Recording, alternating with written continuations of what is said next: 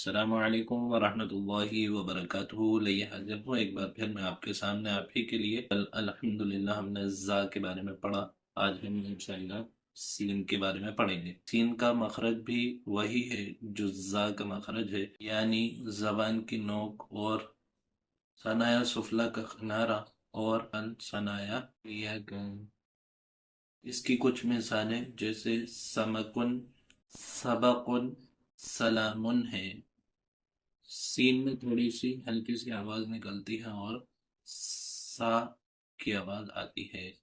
اکثر لوگ سا اور سا میں فرق کرنا بھول جاتے ہیں، تو بڑا دھیان رکھنا چاہیے قرآن پڑھتے وقت۔ اب ہم زبر زیر پیش کے ساتھ اس کی مشق کریں گے۔ سا سا سین زبر سا، سمقن یعنی مچھلی، سبقن یعنی لیسن، جو لیسن پڑھتے ہیں وہ، اور سلام یعنی سلام کرنا یا سلامتی۔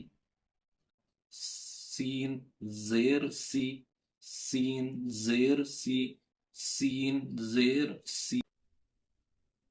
زیر کی مثالیں جیسے سراج، جس کا معنی لیمپ، اور سکین، سکین کا معنی چھری۔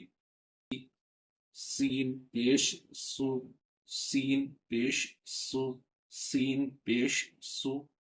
اس کی مثالیں جیسے سوقن، سوقن کے معنی بازار کے ہیں، اور سورتن یعنی سورت، اور سجودن یعنی سجدہ کرنا ہے۔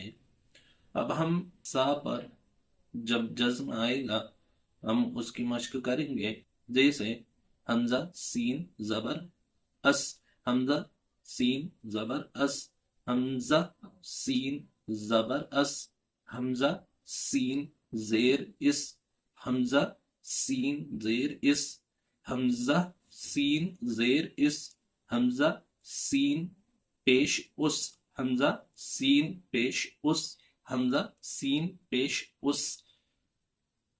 اب جہاں پر سین ساکن ہوتا ہے اس کی مثالیں مسجدن، مسجدن یعنی مسجد، یسجدو، یسجدو یعنی اس نے سجدہ کیا، اسماء یعنی نام،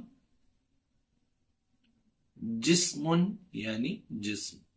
الحمدللہ آج ہم نے سین کی مشق کری اور اس کے مخرج کو جانا۔ اسی طرح آپ کچھ وقت نکال کر اس کی مشق کریں گے تو آپ کا سین جو ہے درست ہو جائے گا، اور آپ کی صحیح قرآن میں صحیح ادائیگی ہو جائے گی۔ السلام علیکم ورحمۃ اللہ وبرکاتہ۔